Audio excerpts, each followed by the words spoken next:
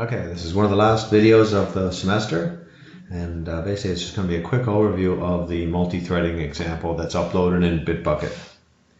Alright, so what I've got is a multi-B application, which is uploaded in Bitbucket, part 2, topic 6, multi-threading example. So it's this here multi-threading example is what I'm referring to. Alright, so inside here there are two classes which enable us to use threads in Java. Alright, so the main class runs the program, has a main method. Alright, and what's going on in here is we are building our first object is a runner object. Alright, so whenever I create a new runner object, this is creating an instance of a class that extends thread. So this is one way to be able to have multi-threading in Java. Alright, so what I do is create that object and start the object. Okay, so whenever that starts, the program will run, the thread will be spawned, and there'll be a new process running in memory, and the run method is what gets run. Alright, so if you have in here any Java code that you have inside the run method gets run whenever that thread gets started. Okay, so in this case, we are getting a little input from the console. Alright, and I'm not really doing anything with it, except I am continually looping them for new input until the user enters X. Alright, so that's runner 1. Runner 2 is creating a new thread by passing a class which implements the runnable interface, and that's this runner implements runnable. Okay, so this one, inside this one,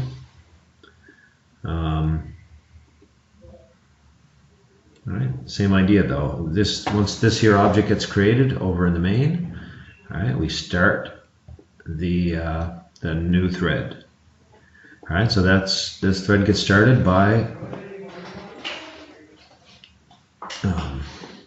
using the start method, but what happens is the run method gets run whenever this thread gets started. So inside here we've got a loop from 1 to 10. We're doing some output to the console. We're also writing test from one thread to a file. So that's going to be kind of useful. In the assignment, you notice that the main class here has a method up top called write to file. Now what this does, this is taken from topic 1 way back when we were doing writing to files. This will write whatever text is passed in out to the journal.txt file. So this can be used in your part of your assignment. I know everybody's busy with projects, so hopefully this doesn't take too long. Alright, so that's basically all there is to it. The main class and the main method, I start the two threads, so there's two threads running. The join allows the main thread, which is being controlled by the main method here. So the main thread joins thread 1 and thread 2, and what that means is that it won't continue until these threads are finished. Alright, so once these two, runner 1 and runner 2, finish their jobs, then you'll see this output come up to the console, and the main thread will stop as well. So when this runs, you'll see those thread 2 is putting a bunch of output out to the console here, whereas thread 1 is sitting here waiting for me to enter some text. Alright, so it looks like thread 2 is finished. Thread 1 is waiting for me to enter some text. Right. and it'll keep asking me for text until I enter X, I believe. All right, so once I entered X, thread runner 1, what I've been calling thread 1 is finished.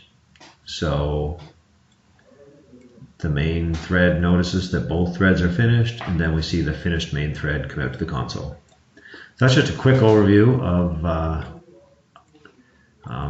using threads in this here example project. The Kava programming video referenced in SAM is another overview of that. So let me know if you have any questions, but that's sort of the basics.